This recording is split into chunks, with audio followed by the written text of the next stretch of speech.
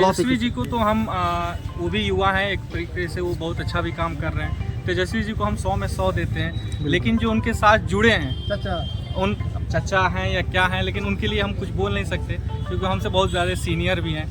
यानी आप उनको फ्लॉप।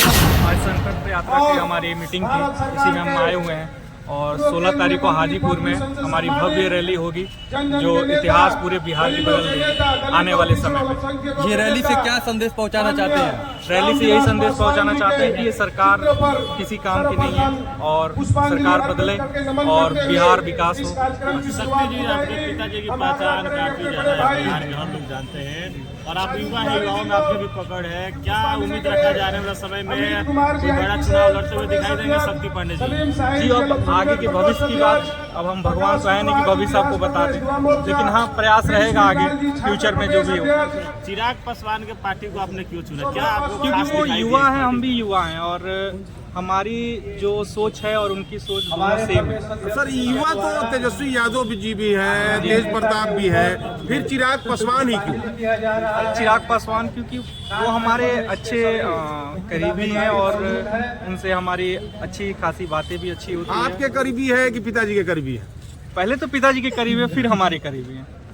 तो आप एक राजनीतिक पारी खेलेंगे, अगर जिम्मेवारी चिराग पासवान आपको देते हैं जी। विधानसभा चुनाव लड़ने को, लोकसभा चुनाव लड़ने को, तो क्या आप इस जिम्मेवारी को अपने कंधों पर उठाएंगे? बेशक बेशक, अगर वो मुझे कोई भी कार्य देंगे हम उस कार्य पर खड़े उतरेंगे उनके लिए। वर्तमान में जो स्थिति बन रही है उसमें लोकसभा का चुनाव आपके पिताजी भी लड़ने के इच्छुक है, तो क्या सिवान की जनता को बाप बेटे में भी चुनाव लड़ना देखने का दिन आएगा? नहीं नहीं, वो कतई नहीं है सकता। ये नहीं हो पाएगा? कतई नहीं जी। सिवान की जिम्मेवारी अगर टिकट भाजपा से चाहे किसी अन्य पार्टी से पिताजी को मिलती है और चिराग पासवान जी ये जिम्मेवारी आपको उठाने के कहते हैं, तो आप इस जिम्मेवारी से इनकार करते हैं? नहीं, ऐसा इनकार की बात मैंने नहीं कहा, लेकिन ऐसा कभी हो नहीं सकता। बहुत सारे प्रदेशों में ऐसा हुआ है, इसलिए क्योंकि आप भी युवा हैं और पिताजी भी चुनाव लड़ने के इच्छुक हैं। जी, पिताजी तो लड़ेंगे ही और हम उनका साथ देंगे और क्या।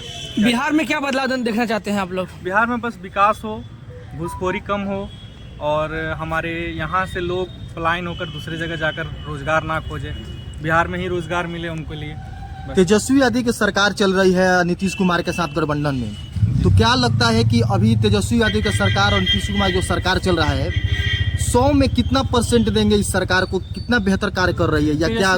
तेजस्वी जी को तो हम वो भी युवा हैं, एक तरीके से वो बहुत अच्छा भी काम कर रहे हैं। तेजस्वी जी को हम 100 में 100 देते हैं, लेकिन जो उनके साथ जुड़े हैं उन चचा हैं या क्या हैं, लेकिन उनके लिए हम कुछ बोल नहीं सकते क्योंकि हमसे बहुत ज़्यादा सीनियर भी हैं।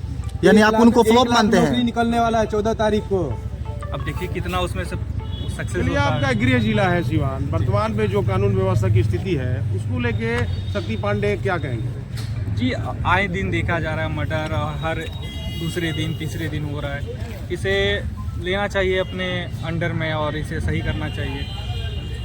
प्रदेश में आपको जिम्मेवारी मिली है, प्रदेश में बड़ा पद आपको दिया गया है, बहुत उम्मीद और विश्वास है, कितना उसको आप सफल? एकदम बेशक हम इस पर खड़े उतरेंगे और कोई शिकायत का मौका नहीं मिलेगा, ना पार्टी को ना किसी को। एक और सवाल है सिवान, एक और सवाल है, राम मंदिर का निर्माण हो रहा है, इसको लेके शक्ति पांडे के मन में क्या चल रहा है?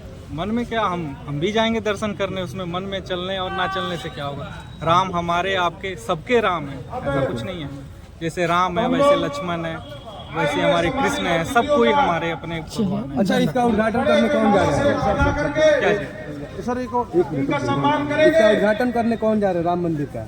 ये हमारे नरेंद्र मोदी जी। नरेंद्र मोदी जा रहे हैं कि शंकराचार्य को जाना चाहिए? अब वो इनवाइट हैं, अब वो भी जाएंगे।